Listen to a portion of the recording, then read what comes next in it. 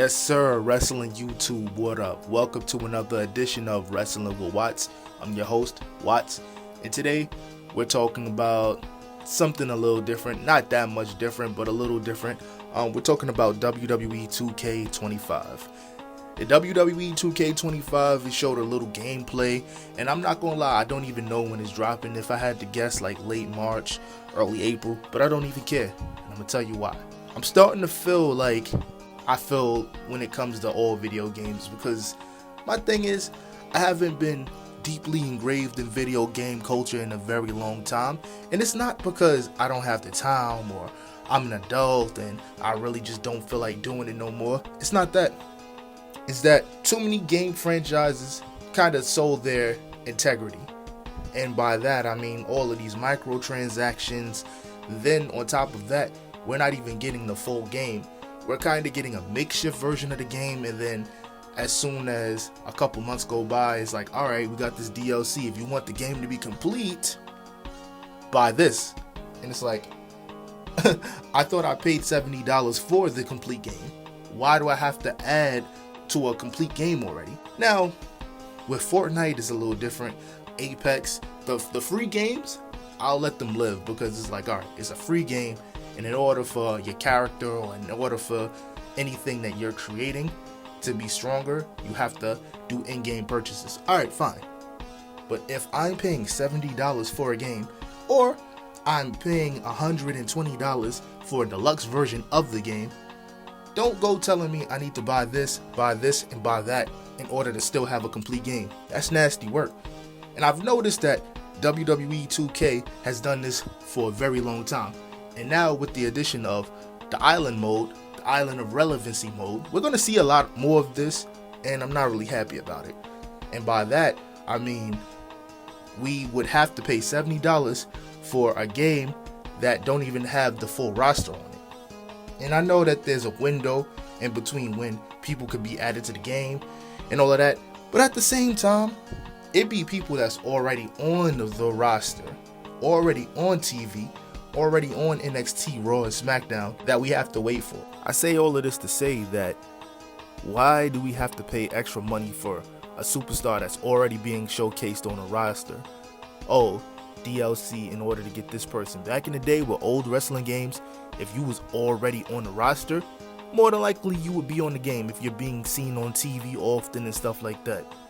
So why do I have to wait a whole 6 months to have Lyra Valkyria if I chose to have her, or have a Carlito, or have certain people who was already being seen on the main roster for months, and you mean to tell me y'all just now adding them, or you putting them in a DLC that's not coming out for 6 months? Highway robbery. That's why I feel the way I feel about island mode.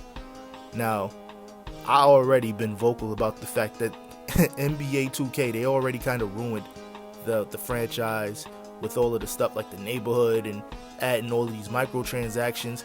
I come from the era where you just had to grind. If you wanted your superstar to be 90, you wanted them to be 99, you just had to grind.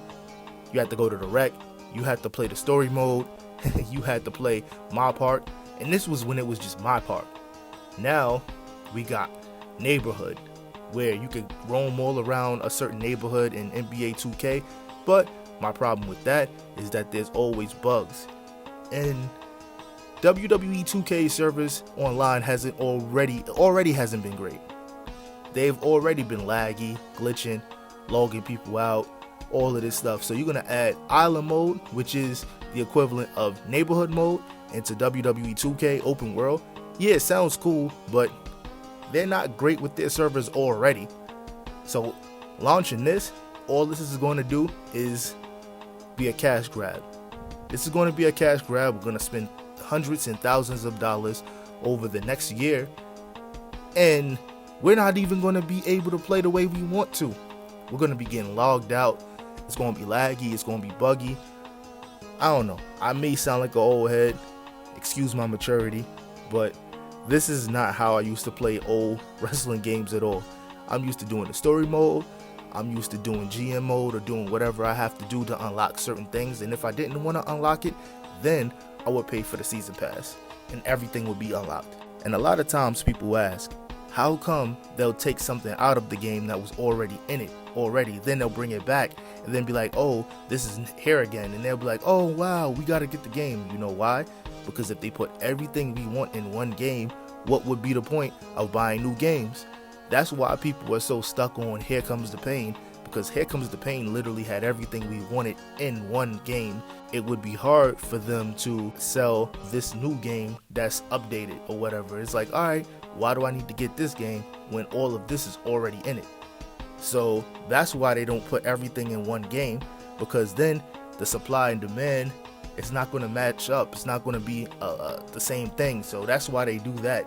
And that's what I mean by making microwavable games. Instead of just adding something new each time, all they do is just take things out, then re-add it. I don't know. I don't like that. It is what it is. Let me know how y'all feel in the comments, but real spill, I don't know. I might just wait until it, the price go down or it get cheaper to get this game. I may not just be jumping for joy to get it. But that's just me. I don't know. But yo, I'm out, y'all. Peace.